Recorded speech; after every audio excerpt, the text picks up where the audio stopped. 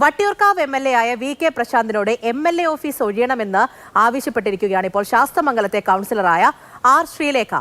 ശാസ്തമംഗലത്തെ corporation കെട്ടിടത്തിലാണ് ഇപ്പോൾ MLA office പ്രവർത്തിക്കുന്നത്. ഈ കെട്ടിടം ഒഴിയാൻ കഴിയില്ല എന്നും വാടക കരാർ അത് അടുത്ത വർഷം മാർച്ച് വരെ ഉണ്ടെന്നാണ് ഈ വി.കെ. പ്രശാന്ത് എം.എൽ.എ ഇപ്പോൾ മറുപടി പറഞ്ഞിരിക്കുന്നത്. സ്റ്റെഫിൻ തന്നെയാണ് ആ വാർത്തയുടെ വിവരങ്ങൾ നൽകുന്നത്.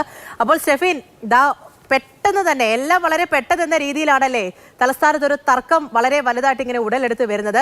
എന്താണ് ഈ വിഷയത്തിൽ ഇരു വിഭാഗവും പറയുന്നത്?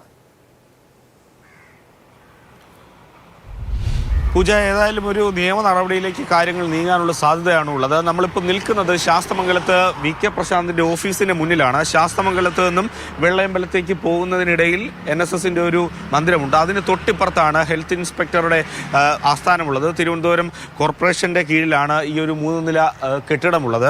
ഈ വി.കെ. പ്രശാന്ത് തിരുവനന്തപുരം നഗരസഭയുടെ മേയറായിരുന്ന കാലത്താണ് ഇത് നവീകരിച്ചത്. നമുക്കറിയാം, പണ്ട് ഇതുവഴി യാത്ര ചെയ്യുന്നവർക്കറിയാം, ചെറിയൊരു ഓടിട്ട കെട്ടിടമായിരുന്നു. നശിക്കാറായി കിടന്ന ഒരവസ്ഥയിലായിരുന്നു ഉണ്ടായത്. അതിനെ ഇത്തരത്തിൽ മാറ്റിയത് വി.കെ. പ്രശാന്തിന്റെ ഒരു ഇടപെടൽ കൊണ്ടാണ്. അതൊക്കെ നമുക്ക് ആ ശിലാസ്ഥാപനത്തിൻ്റെയൊക്കെ ബോർഡുകൾ കാണാം. അന്ന് കടകംപള്ളി സുരേന്ദ്രനാണ് ഇത് ഉദ്ഘാടനം ചെയ്തത്. ടൂറിസം ദേവസ്വം ബോർഡ് മന്ത്രിയായിരുന്നു, അധ്യക്ഷൻ മേയറായിരുന്നു. ഈ താഴത്തെ നിലയിലുള്ള കെട്ടിടത്തിലാണ് വി.കെ. പ്രശാന്തിന്റെ ഓഫീസ്. അതോടൊപ്പം തന്നെ ശാസ്തമംഗലത്തെ കൗൺസിലറായ BJP അംഗം കൂടിയായ മധുസൂദൻ നായരുടെ ഓഫീസും ഇവിടെയാണ് ഉണ്ടായിരുന്നത്.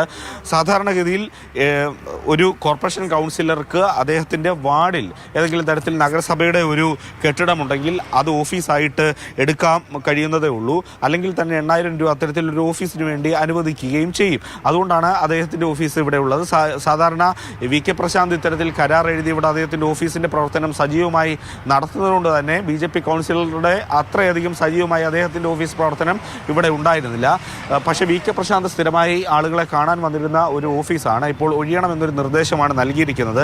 വി.കെ. പ്രശാന്തിനെ സംബന്ധിച്ചിടത്തോളം 800 ചില്ലാനം രൂപ മാത്രമാണ് ഒരു മാസത്തെ വാടക.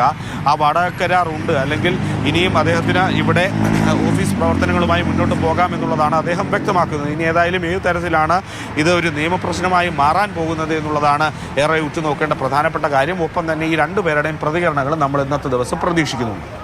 ശരി, അങ്ങനെ ഒരു തർക്കം ഇപ്പോൾ ഇവിടെയുണ്ട്.